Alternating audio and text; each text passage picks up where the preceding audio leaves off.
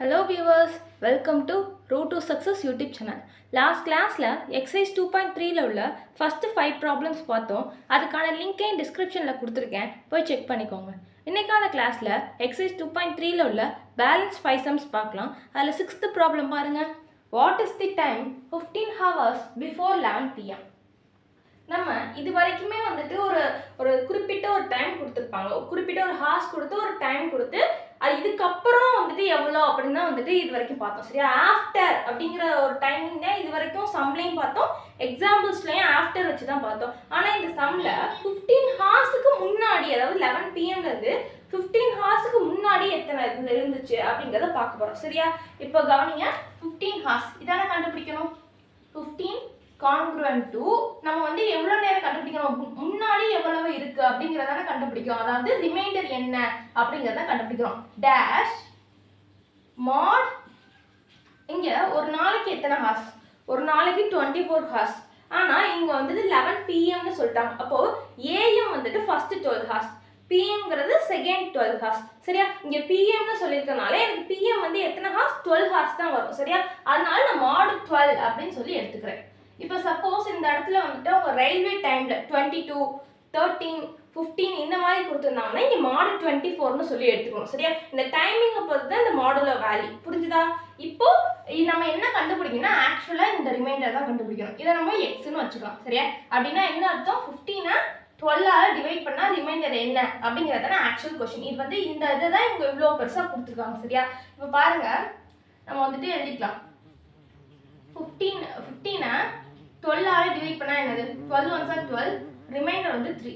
அப்போ எக்ஸோட வேல்யூ 3ன்னு சொல்லி தெரிஞ்சு போச்சு. இது வந்து ஷார்ட் கட். சரியா? எக்ஸோட வேல்யூ என்ன அப்படிங்கிறத ஷார்ட்டாக நீங்கள் சைடில் போட்டுக்கோங்க. இதை வந்து மெயினாக போட்டுறாதீங்க. சரியா? சைடில் போட்டுட்டு இதை வந்து எப்படி எழுதணும்னா இதை நம்ம வந்து பர்ஃபெக்டாக எழுதணும். சரியா? ஸ்டெப் பை ஸ்டெப் தான் எழுதணும். இது சும்மா ஜஸ்ட் வந்துட்டு எக்ஸோட வேல்யூ நம்ம செய்கிறது கரெக்ட் தானா அப்படின்னு பார்க்கறதுக்கு சைடில் போட்டு பார்த்துக்கோங்க. இது பார்க்கறதுக்கு எப்படி இருக்கு, ஏ கான்க்ருவன்ட் டு பி மாட் என் இந்த ஃபார்மேட்ல இருக்கா. இதை எப்படி எழுதிக்கலாம், a minus b is equal to n into ஏதாச்சும் ஒரு இன்டிஜர். இப்படி தானே எழுதுவோம். இதே மாதிரி இந்த ஸ்டெப்பை எழுதிக்கலாமா, 15 minus x is equal to என்னோட வேல்யூ என்ன 12, 12 into ஏதாச்சும் ஒரு இன்டிஜர் k. ஓகேவா? இப்போ 15 minus x divided by 12 is equal to k. இப்போ கேக்கு எந்த வேல்யூ கொடுத்தா நம்மளுக்கு வந்து லீஸ்ட் எந்த வேல்யூ, எந்த லீஸ்ட் வேல்யூ கொடுத்தா 12ஆல கம்ப்ளீட்டாக டிவைட் ஆகும்னு பார்க்கணும். சரியா? இங்கே 3 கொடுத்தோம்னா 15 minus 3 வந்து எனக்கு 12, 12 12 எனக்கு வந்து கம்ப்ளீட்டாக டிவைட் ஆகும். சரியா? அப்போனா 3 எக்ஸோட வேல்யூ 3 அப்படின்னு சொல்லி அர்த்தம். இந்த எக்ஸோட வேல்யூ நம்ம கரெக்டாக தான் எடுத்துருக்கோமான்னு செக் பண்ணுறதுல இந்த மெத்தட். நம்ம டிவைட் பண்ணோம்னா எக்ஸோட வேல்யூ 3. சப்போஸ் வந்துட்டு சில பேருக்குலாம் தெரியாது. சரியா? இதுக்கப்புறம் நம்ம எக்ஸுக்கு எந்த வேல்யூ எடுத்துக்கிறது அப்படின்னு குழப்பமா இருந்துச்சுன்னா டக்குனு இந்த மாதிரி போட்டு பார்த்துக்கோங்க. இந்த மாதிரி போட்டு பார்த்துட்டீங்கன்னா நீங்கள் எக்ஸோட வேல்யூ நீங்கள் வந்துட்டு டக்குனு சப்ஸ்டிட்யூட் பண்ணிக்கலாம். சரியா? அப்போ எக்ஸோட வேல்யூ என்னது 3x must be 3. சரியா? அப்படின்னா என்ன அர்த்தம், the time 15 hours before 11 o'clock is before. இதே ஆஃப்டர்னா என்ன பண்ணுவோம், 11 plus போடுவோம். ஆனால் இங்கே பிஃபோர் கேட்டுருக்காங்களா, பிஃபோர்னா என்ன பண்ணுவோம், 11 minus 3 is equal to 8. 8 என்ன அர்த்தம், 8 o'clock or 8 pm. சரியா? இந்த சம் எப்படி போட்டோன்னு புரிஞ்சுதா? இதுதான் 6th ப்ராப்ளம்க்கான ஆன்சர். நெக்ஸ்ட் ப்ராப்ளம் பாருங்க. Today is Tuesday, my uncle will come after 45 days. In which day my uncle will be coming. அதாவது இன்னைக்கு வந்து டியூஸ்டேவா, அவங்களோட அங்கிள் வந்துட்டு ஆஃப்டர் 45 டேஸ்க்கு அப்புறம் வராங்களாம். அப்படின்னா அந்த டே என்ன டே அப்படிங்கிறத கொஸ்டின். ஓகேவா? இப்போ 1 வீக்குக்கு எத்தனை டேஸ், 1 வீக்குக்கு 7 days. சரியா? அப்போ number of days in a week is equal to 7. நம்பர் ஆஃப் days in week is equal to 7. கரெக்டா? இப்போ நம்மளுக்கு எத்தனை டேஸ் கொடுத்துட்டாங்க அவங்க, 45.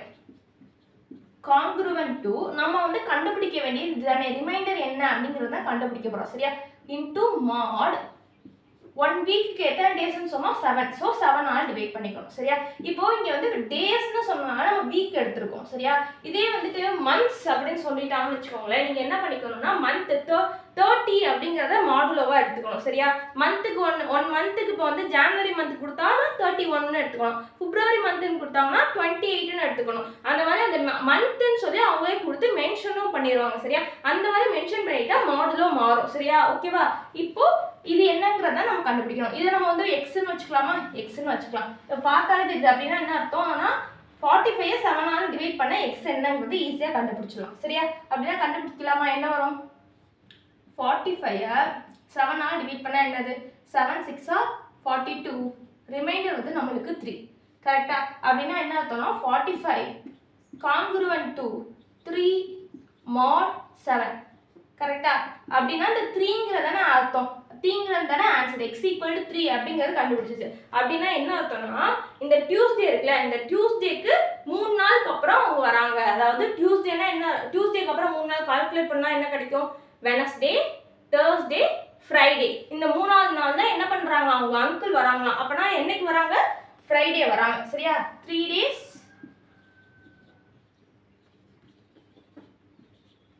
after Tuesday is Friday. Uncle will come on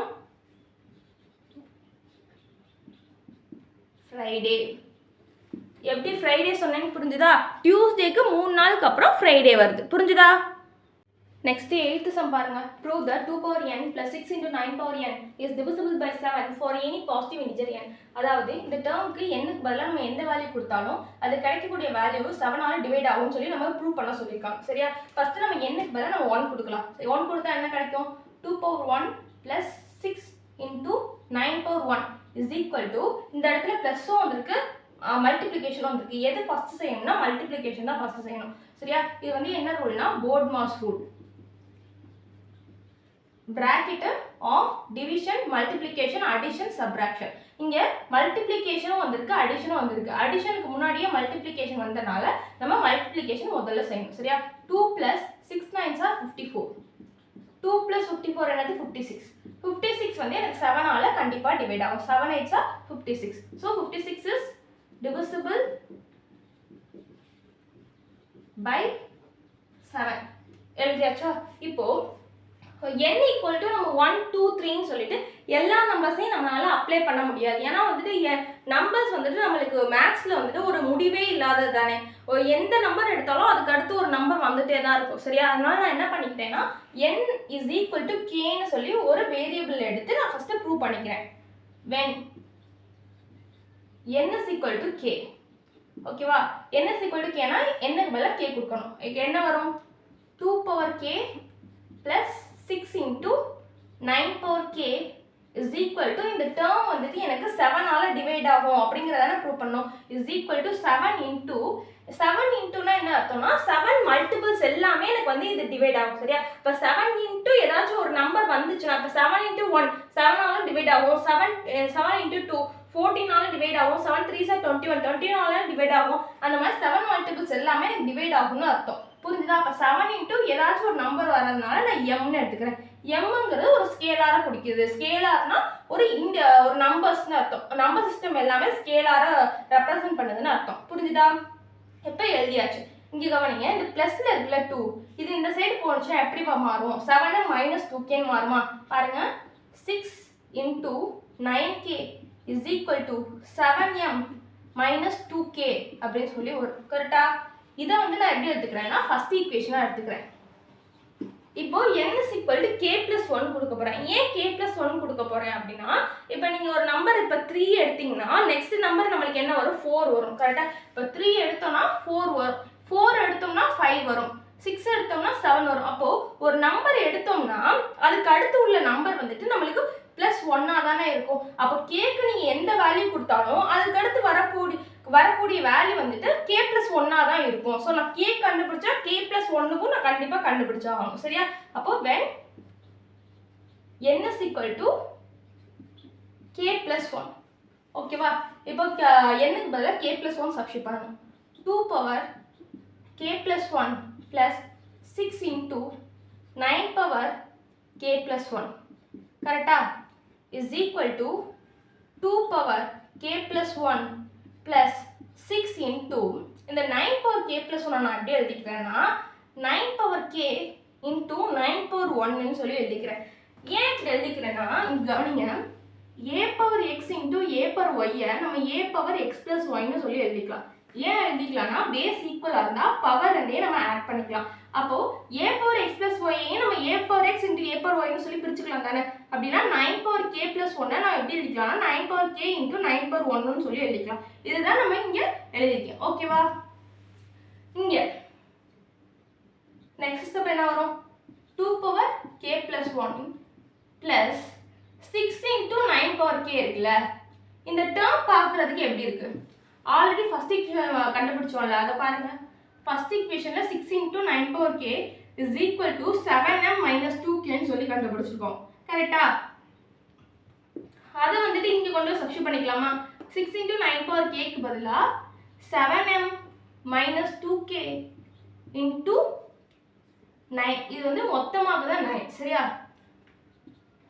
2 into 2 power k + 1 plus இந்த 9 உள்ள மல்டிப்ளை பண்ணால் 9 7s are 63m minus 2 power k into 9. இப்போ இந்த 2 power k plus 1 2 power k into 2 power 1 சொல்லி பிரிச்சுக்கிட்டேன். எப்படி இந்த 9 power k plus 1 எப்படி பிரிச்சோம் அந்த மாதிரி இதை பிரிச்சுக்கிட்டேன். plus 63m minus 2 power k into 9. இப்போ இந்த டேர்ம்லையும் எனக்கு 2 power k வந்துட்டு எனக்கு காமனாக இருக்குது கரெக்டாக. அப்போ நான் 2 power k காமனாக எடுத்துக்கிறேன். 2 power k காமனாக எடுத்தால் இந்த டேர்மில் பேலன்ஸ் 2 மட்டும் இருக்கும். இன்ட்டு மைனஸ் எனக்கு மைனஸ் இருக்கனால மைனஸ் இந்த டேர்மில் 9 மட்டும் இருக்கும் கரெக்டா. 2 minus 9 plus 63m 63m இந்த மைனஸை நான் அப்படியே வெளியில் எடுத்துக்கிறேன். வெளியில் எடுத்து எனக்கு மைனஸ் இந்த ப்ளஸ் 2k மைனஸ் 2k மாறிடும். மைனஸ் 2k இன்ட்டு 2 மைனஸ் 9 வந்து எனக்கு 9 மைனஸ் 2 மாறிடும். ஓகேவா 63m minus 2 power k into 9 minus 2 என்னது எனக்கு 7 சரியா. இப்போ இங்கே 7 இங்கே வந்து 63 இது ரெண்டுலேருந்தும் நான் 7 காமன் எடுத்து என்ன வரும் 7 9s are 69m 2 power k நல்லா கவனிங்க 7 into 9 power என்ன அர்த்தம் 7 into அப்படின்னா இந்த ஆல டிவைட் ஆகும் தானே. ஏன்னா 7 7 ஆல டிவைட் ஆகும் which is divisible by 7.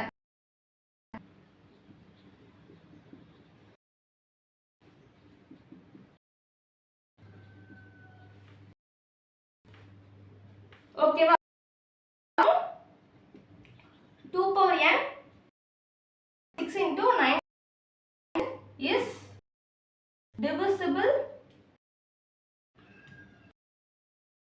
by 7. புரிஞ்சுதா? இதுதான் 8th சம்க்கான ஆன்சர்.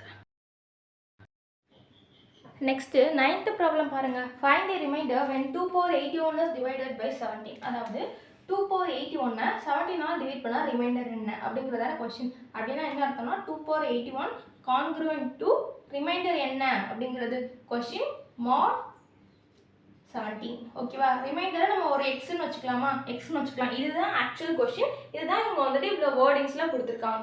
ஓகேவா இங்கே நல்லா கவனிங்க 2 power 81 என்ன அர்த்தம் 2 into 2 into 2 into 2 into சொல்லி 81 டைம்ஸ் நம்ம வந்து மல்டிப்ளிகேஷன் போடுறது தான். அதாவது 2 into 2 into 2 into எக்ஸெட்ரா இந்த 2 வந்து முடியல 81 டைம்ஸ் இருக்கணும் சரியா.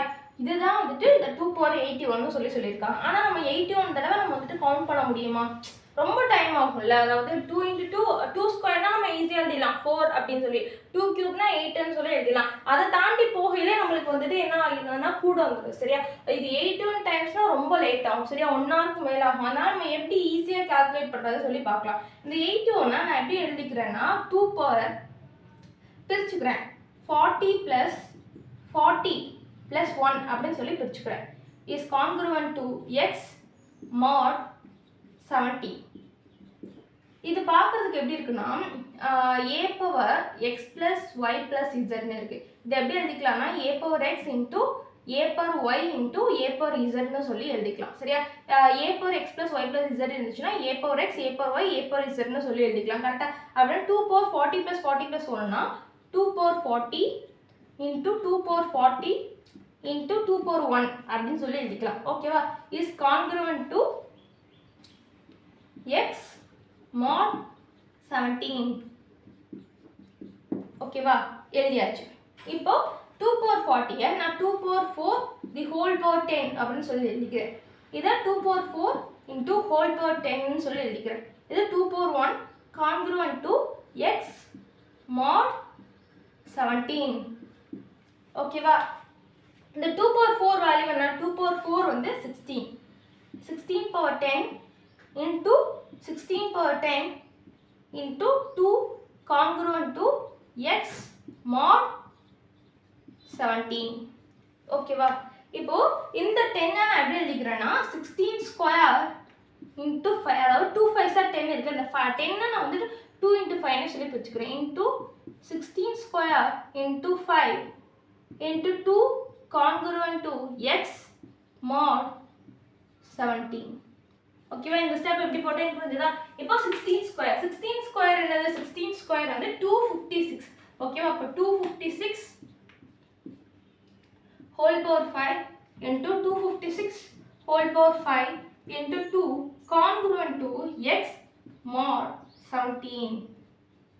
ஓகேவா? இப்போ நல்லா கவனிங்க. இது 3 அப்படின்னா என்ன அர்த்தம்னா 256 power 5 congruent to x mod 7, 256 power 5 congruent to x mod 17, 2 congruent to x mod 17. இதுதான் நம்ம இப்படி வந்துட்டு ஒண்ணா எழுதிருக்கோம். கரெக்ட்டா? அப்படினா நமக்கு ஆல்ரெடி தெரியும் 256 congruent to dash mod 70 என்ன வரும்? இங்க இடத்துல ரிமைண்டர் நமக்கு 1. அதாவது 256 17 ஆல டிவைட் பண்ணா 17 15s are 255. சரியா? அப்ப ரிமைண்டர் என்ன நமக்கு 1. சரியா? இந்த 1 தான் நம்ம ரிமைண்டரா இங்க எழுதிருக்கோம். சரியா? அப்படினா நமக்கு 256 வந்துட்டு 17 ஆல டிவைட் பண்ணா ரிமைண்டர் வந்து நமக்கு 1 கிடைக்குது தானே? அப்போ இந்த 256 whole power 5 க்கு பதிலா நான் 1 போட்டுக்கலாம். கரெக்ட்டா? இப்போ 1 power 5 into இதுவே எனக்கு 1 power 5 ஆகிரும் into இது என்னதுன்னா 2 into mod 17. இது எனக்கு 1 ஆயிடுது, இது 1 ஆயிடுது, பேலன்ஸ் இருக்குது எனக்கு 2. அதனால 2 into mod 17 அப்படின்னு சொல்லி எழுதிக்கிறேன். கரெக்டா? அப்படின்னா இது வந்துட்டு நம்ம ஆல்ரெடி எது கண்டுபிடிச்சோம்? 2 power 81 தான். அப்போ 2 power 81 congruent to 2 mod 17. புரிஞ்சுதா? நம்ம ஆக்சுவலா என்ன கண்டுபிடிக்கணும்? x. x ஓட இடத்துல இப்ப இங்க என்ன இருக்கு? 2 இருக்கு. அப்ப x equal to 2. புரிஞ்சுதா? எப்படி இந்த சம் போட்டேனே? the remainder is equal to 2. இதுதான் 9th ப்ராப்ளம்க்கான ஆன்சர். Next, 10th sum பாருங்க. The duration of flight travels from Chennai to London through British Airlines is approximately 11 hours. The airplane begins its journey on Sunday night 23:30 hours. The time at Chennai is 4 and 4 hours. Adhere to the London's time. Then find the time at London. When will the flight lands at London? அதாவது சென்னையிலேருந்து லண்டனுக்கு ஒரு flight கிளம்புதான். அதோட duration என்ன சொல்லிட்டாங்கன்னா 11 hours. அதாவது சென்னையில் 10 மணிக்கு கிளம்பிச்சுன்னா அதுக்கப்புறம் 11 ஹார்ஸ்க்கு அப்புறம் தான் லண்டனுக்கு போகும் அப்படின்னு சொல்கிறாங்க. அதே மாதிரிட்டு அந்த ஏர்பிளைன் வந்து சண்டே நைட் 11:30க்கு சென்னையிலேருந்து கிளம்புதான். சரியா? அதே சமயம் லண்டனில் அந்த நேரம் என்னவா இருக்குன்னா 4:30 இருக்கும். சென்னையில் 11:30 நைட் 11:30, ஆனால் லண்டனில் வந்து டைம் வந்து அப்போ 4:30. சரியா? ஏன்னா டைம் வந்து தமிழ்நாட்டுக்கும் லண்டன்ஸ்க்கும் ரொம்ப வந்து வேரி ஆகும். சரியா? அப்போ வந்துட்டு சென்னையில் நைட் 11:30னா லண்டனில் 4:30. சரியா? அப்படின்னா அந்த ஃப்ளைட் சென்னையில் கிளம்புற ஃப்ளைட் வந்துட்டு லண்டனுக்கு எப்போ வரும், அதே சமயம் எத்தனை மணிக்கு வரும், அது வந்து லண்டன் டைமில் கேட்டிருக்காங்க. சரியா? ஃபஸ்ட்டு கிவன் என்ன? 11 ஹார்ஸில் போய் சேரும் அப்படின்னு சொல்லியாச்சு. சரியா? 11 ப்ளஸ் எத்தனை மணிக்கு ஸ்டார்ட் ஆகும்னு சொல்லிட்டாங்க 23:30 இஸ் கான்க்ருவன்ட் டு நம்ம கண்டுபிடிக்க வேண்டியது இந்த ரிமைண்டர் தான். சரியா? மாட் எல்லாமே ஹவர்ஸில் தான் கொடுத்துருக்காங்க. ஸோ 1 டேக்கு எத்தனை ஹவர்ஸ்னா 24 ஹவர்ஸ். ஸோ மாட் 24 எடுத்துக்கிறேன். நம்ம கண்டுபிடிக்க வேண்டியது இந்த ரிமைண்டர் தான். சரியா? அதனால் எக்ஸ்ன்னு வச்சுக்கிறேன். இப்போ 11 + 23 30 என்ன வரும்? நம்மளுக்கு 34.30 வரும். இதை எப்படி கண்டுபிடிக்கலாம்னா 23 30 இது 11.00 போட்டுக்கோங்க. ஸோ 0 3 இது 4 3 சரியா? இப்போ பாயிண்ட் எதுவும் இல்லைன்னா பாயிண்ட்க்கு அப்புறம் 0 சேர்த்துக்கோங்க. So 34 30 congruent to x mod 24 அப்படின்னா அந்த எக்ஸோட வேல்யூ எப்படி கண்டுபிடிக்கலாம்னா நம்ம வந்துட்டு 34 30 24 ஆல் டிவைட் பண்ணால் நம்மளுக்கு எக்ஸ் கிடச்சிடும். கரெக்டு தானே? அப்போ 34 30 24 ஆல் டிவைட் பண்ணால் என்ன கிடைக்கும்? 24 1s are 24. பேலன்ஸ் நம்மளுக்கு என்ன கிடைக்கும்? 0.30. இங்கே 0 1 அதாவது 10 30 கிடைக்கும். அப்போ எக்ஸோட வேல்யூ என்ன? 34 30 is congruent to 10 30 mod 24. அப்படின்னா சென்னையில் வந்துட்டு 10:30க்கு வந்துட்டு ரீச் ஆகும். சென்னை டைமுக்கு வந்துட்டு 10:30க்கு ரீச் ஆகும் அப்படின்னு சொல்லிட்டாங்க. ஆனால் அவங்க கேட்டிருக்கிறது வந்து லண்டன் டைம். சரியா? லண்டன் டைம் அப்படின்னா இந்த 10:30லேருந்து லண்டனில் என்ன டைம் ஆல்ரெடி கொடுத்துருந்தாங்கன்னா 4:30 கொடுத்துருந்தாங்க. அதை மைனஸ் பண்ணோம்னா லண்டன் டைம் கிடைச்சிடும். The time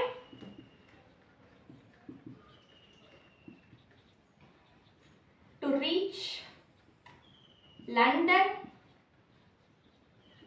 airport is equal to 10:30 minus 4:30.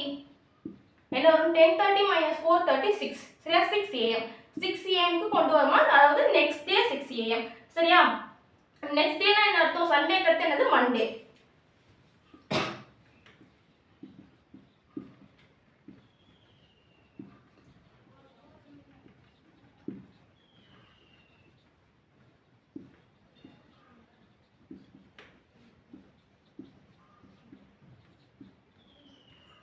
Monday 6 am.